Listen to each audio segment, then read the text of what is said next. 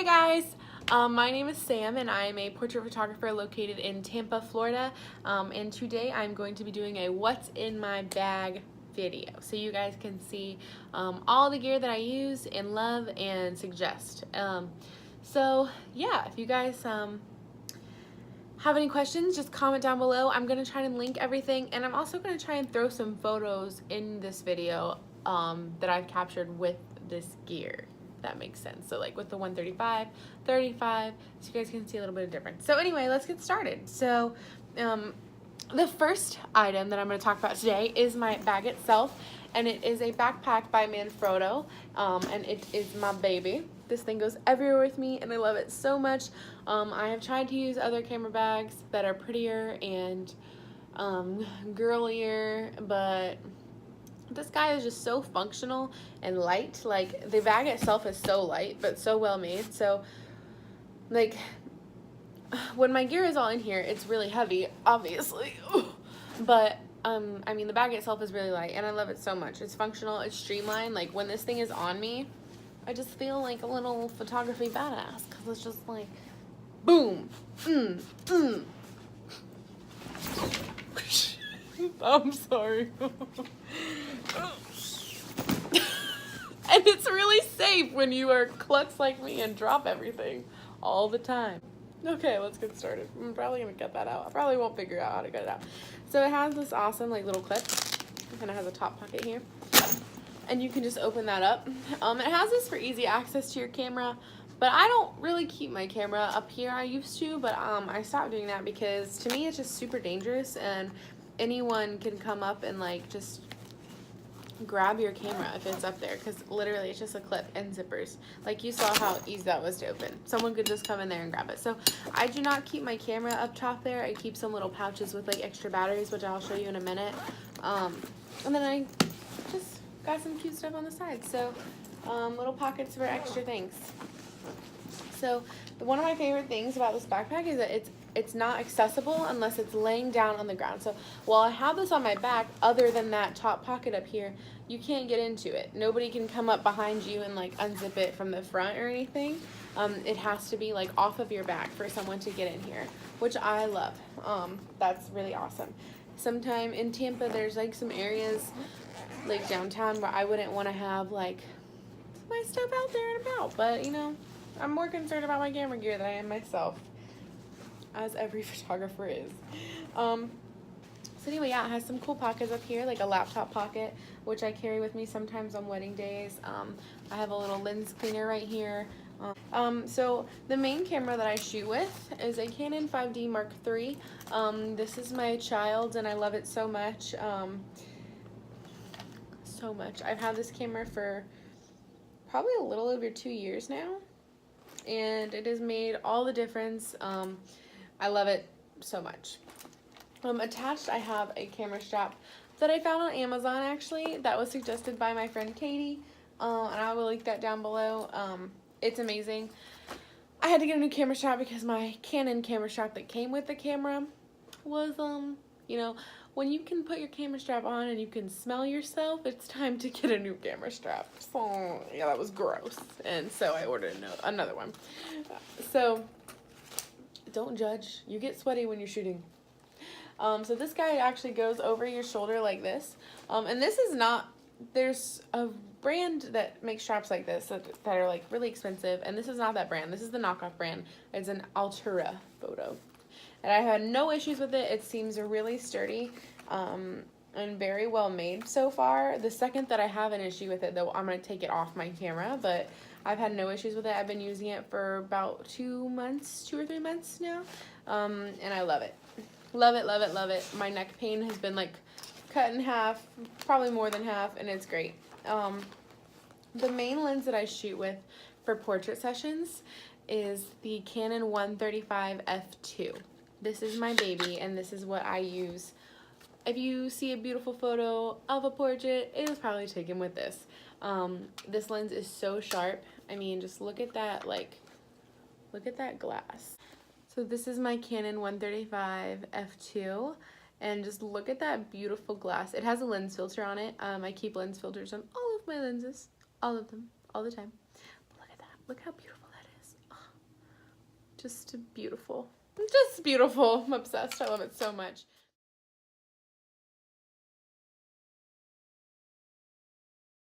This pretty much stays on my camera for senior sessions the entire time, and portrait sessions. For couples and weddings, though, I have another lens.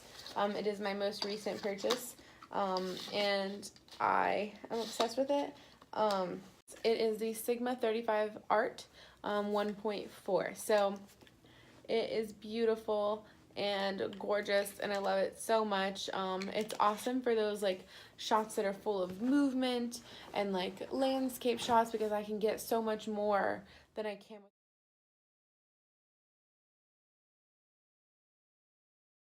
with the 135. There's a big difference between 135 and 35, and I love like being able to see. I got the lens actually before I had a wedding in front of a waterfall, and I was like, I want to see the waterfall. I want to see all of it, and I know my couple does too. And I've been wanting it for a while, so that was like my extra push. I was like, go get it, go get it, go get it. Buy me, Stan. So I did, and I love it so much. It's awesome. And for weddings recently, I've been leaving it on like the majority of the day, like pretty much all day. For couples photos, sometimes I'll put my 135 on. But the 35mm can actually like take great detail shots, and I'm just digging it so much. I love it. I also have a flash in here that I use for wedding receptions. It is just, don't laugh, this flash does the job, okay? It does the job, but it is not the best flash at all. I need to upgrade bad. But it works, it does the job. I have gotten amazing reception photos using this bad boy. And it is just a flash by Newer, but I do need to upgrade soon. That's probably one of my next purchases now that I'm shooting more weddings. Darn flash. I hate flash. I hate it. But I like it.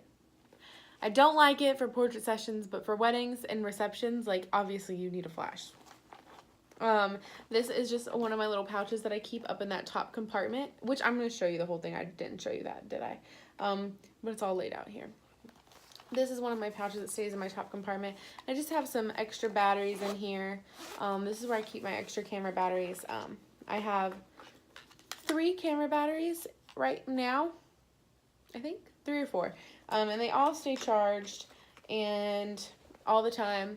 I never use more than 2 batteries for a wedding. So I don't really find that I need more than 3 batteries right at this moment. I will soon, because the last season I was charging them like all the time because I had so many sessions back to back to back. And so I'll probably get some more batteries in my next busy season, just so I don't have to charge as much, because it's just like, if you forget to do it, you're just screwed. You have to charge your batteries. You got to. I also have this in my camera bag. It is a little waterproof thing for shooting in the rain, not underwater, God no. Just for shooting, like if it's sprinkling outside or a little light drizzle. It unzips here. So you stick your camera in here, your lens goes right here, and then back, like the viewfinder would be right here. And then you can stick your arms on either side. Thing is so like, it works okay. I used it for a wedding and it was sprinkling. I got it for that wedding because it was like a 90% chance of rain, and they were buying like clear umbrellas to take really beautiful photos outside. I'll try to throw some photos in here of what we captured.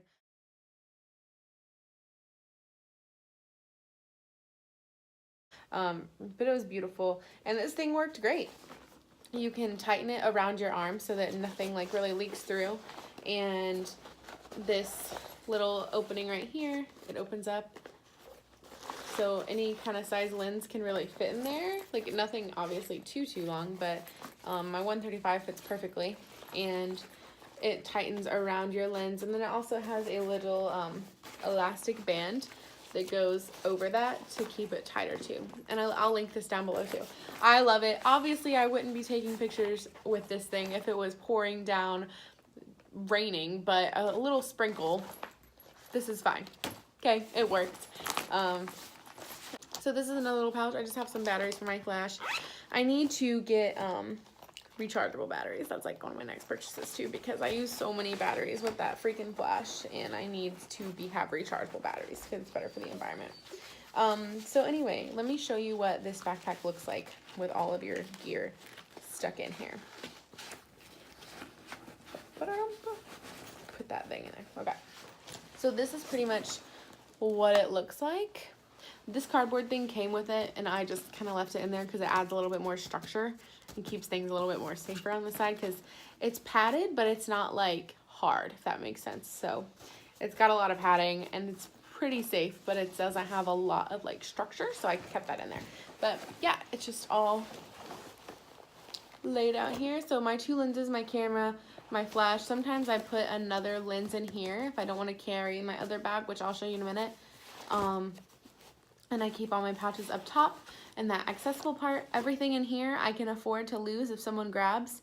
But anything down here, I don't want anyone touching but me. So those are nice and secure. So yeah, and then another thing I love about this bag is that the whole back is like super padded, so it's very comfortable. And I actually need to wash this thing soon. I need to look into it and make sure we can do that. I'm sure you can, but it needs to get washed because back sweat gets absorbed. Sorry guys. But yeah, this is my main bag and my main gear that I use and carry with me at all times, along with my reflector, which I will show you in a minute. Those are like my staples that go with me everywhere.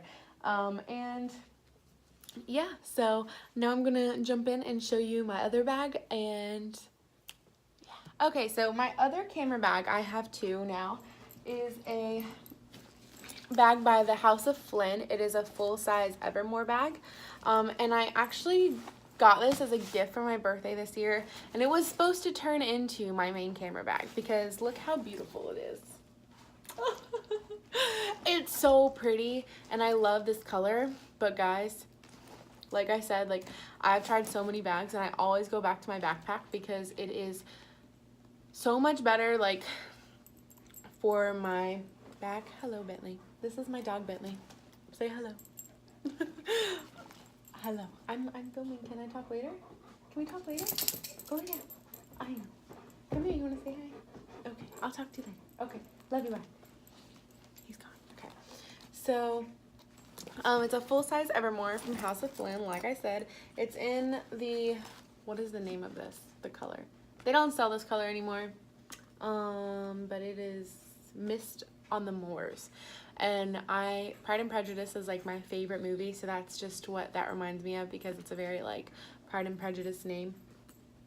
So it has these little pockets up front, and I love that they're like snap closure and they don't actually have these buckle things, because that would just piss me off every time I went to use it. It has a beautiful, I can open this up, there we go, thing right here for your SD cards. And your CF cards, and little pockets, side pockets. I love how many pockets this thing has. Side pocket, and it's gorgeous. I don't use it as much as I should. Like, I used it a couple times for sessions, and it just wasn't as convenient, and I hated lugging it around on my shoulder and having that like constantly pulling down. I hated it. So this is like my backup bag now. I know, I feel it's so pretty. I feel like I need to use it, but it's heavier. This bag is so light. My backpack is so light and wonderful and functional, and this thing is just more pretty. It's also very functional. Like, it has a ton of pockets. It'd be a great diaper bag, but I don't have babies. I just have dog babies. We ain't ready for that. So in here I have my backup Canon lenses. So these were the first Canon lenses that I started out with before purchasing my 135 and my 35mm from Sigma.